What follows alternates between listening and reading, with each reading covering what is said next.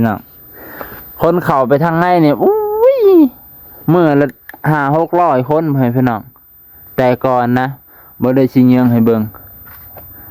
ว้าตะมีฮอดขี้เหยียดพี่น้องทางในสิเป็นน้ำเด้นั่นมีฮอดเจียได้พี่น้องฮะ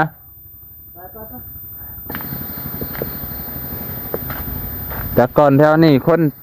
เที่ยวลงเที่ยวขึ้นอุ้ยหลายเด้พี่น้องสมัยก่อนเพราะว่าเขาเจ้ามาเบิ่งถ้ำนะเพราะว่ามันเป็นถ้ำช่วงหนึ่งเป็นช่วงนั้นแหละพี่น้องทะลุไปพุ่นคนก็เจ้ามาหลอดมาเล่นน้ำสบายดีตอนเช้าไปพี่น้องลุงป่าเดี๋ยวสวัสดีครับพ่อแม่พี่น้องมื้อนี้พาบ่าวสวนเพิ่นมาวัดเพื่อนพี่น้องมาวัดเก่าแก่สมัยบ่าวนงเคยพึ่งพาอาศัยเพิ่นในช่วงเศร้าเพิ่นมาขาบไว้นี่แหละเพื่อนพี่น้องมาขาบไว้พระวันนี้ก็เป็นวันศีลแน่7 ค่ำมื้ออื่นกับวันพระ8 ค่ำเดี๋ยวสิพาไปเบิ่งทั้งหน้าเพื่อนพี่น้องมันสิมีถ้ำนะเป็นวัดป่า10 ปีขึ้นหลังเป็นวัดที่โด่งดัง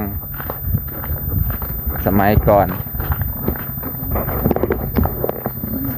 ว้าตัวสวงเศร้าบรรยากาศ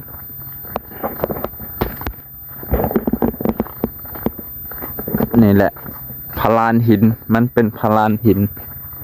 แต่ก่อนหมู่บ้านนี่เพิ่นจะเรียกว่าวัดถ้ำพระเพราะว่ามันมีถ้ำแล้วมันมีพระด้วยพี่น้องทางนี้ก็จะเป็นศาลาบางเขาเฮ็ดบุญเฮ็ดศีลนะ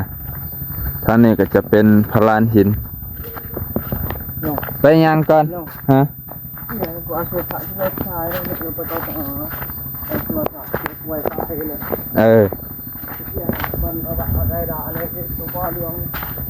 ดอกหมอกดอกไม้มานี่สิพามาเบิ่งพลานหินไปพี่น้องนี่พาตะ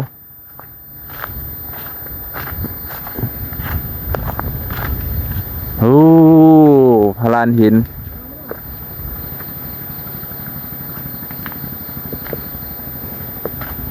จากก่อนแถวนี้คน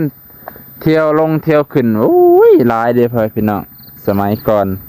เพราะว่าเขาเจ้ามาเบิ่งถ้ำนะเพราะว่ามันเป็นถ้ำช่วงหนึ่งเป็นช่วงนั้นแหละพี่น้องทะลุไปพุ่นคนก็จะมาหลอดมาเล่นน้ำเบิ่งต้นดูพี่น้องอ๋อต้นดูต้นนานแล้วตัวนี้ฮะนี่เขาเจ้าให้หลายแสนอยู่หลายหมื่นเนาะบ่เป็นแสนหลายหมื่นเด้อพี่น้องความใหญ่มีต้นหนึ่งต้นดูต้นนั้นก็ต้นดูคือกันพี่น้องต้นดูยังน้อต้นนั้นแดงกว่านี้อีกต้นนี้แดงธรรมดาต้นนั้นแดงกว่าอีกพี่น้องนะต่อเดี๋ยวสิพาลงไปทั้งลุ่มพี่น้อง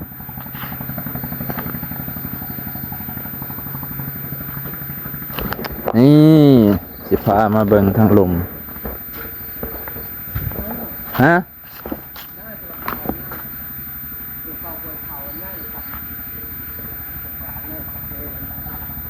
เอาฟันกับฟันเพิ่นบอกว่าเพิ่น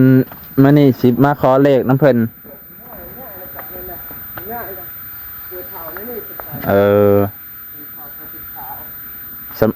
ฟันตอนใดฮะป้าตอนนี้คือมองพระที่เพิ่นคุดเห็นไว้พี่น้องป้าจานดอกไม้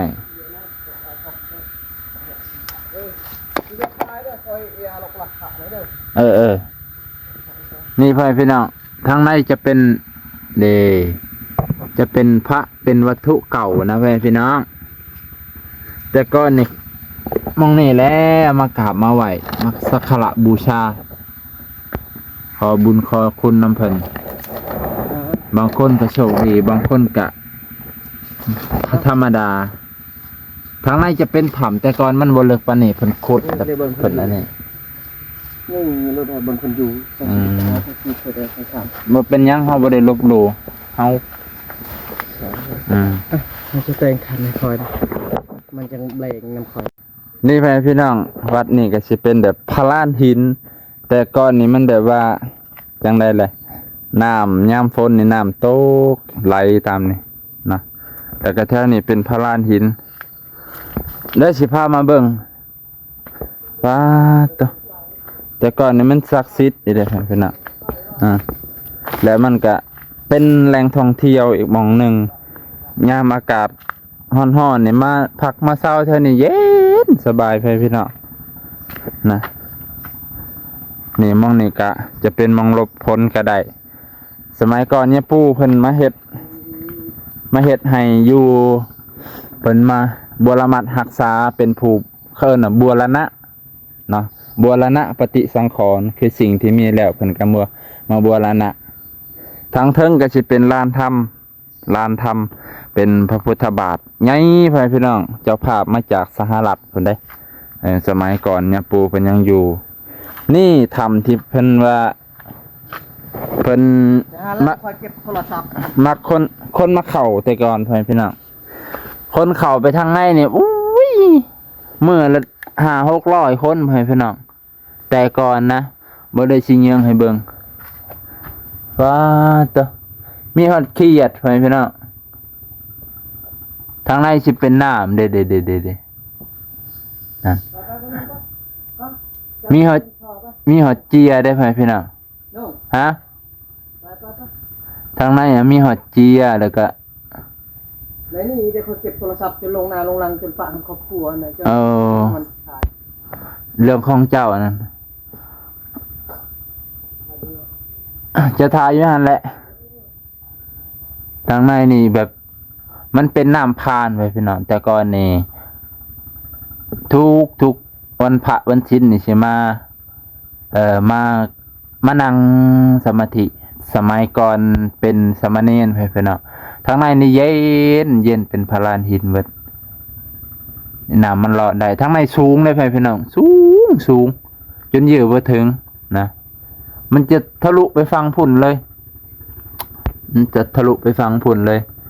นี่สุดยอดเลยแต่ก่อนเป็นแหล่งท่องเที่ยวเดี๋ยวนี้กะบ่กล้าเข้าปานใด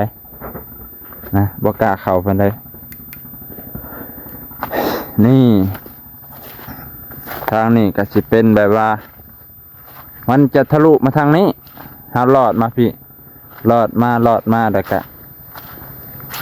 สอดมาพี่นี่ทางออกพี่น้องออกมาทางนี้พี่ออกมาทางนี้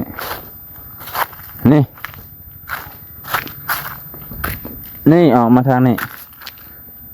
ซึ่งก็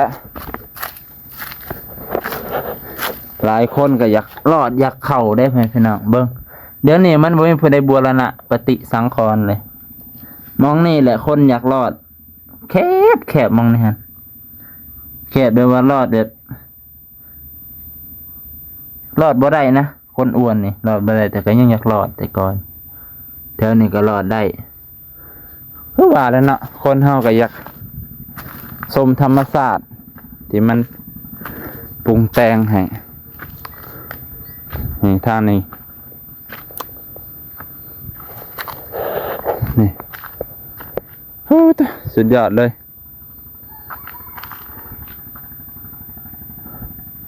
นี่นะพี่น้องนี่ทางพุ่นก็จะเป็นพระลานหินแล้วก็มีพระพุทธรูปทางนั้นก็เป็นพระพุทธรูปทางพุ่นวัดเก่าแก่พี่น้องแต่ก่อนกับมันเป็นที่โด่งดังนะไปใช้เลยเบาสวนกลับแล้วป่ะ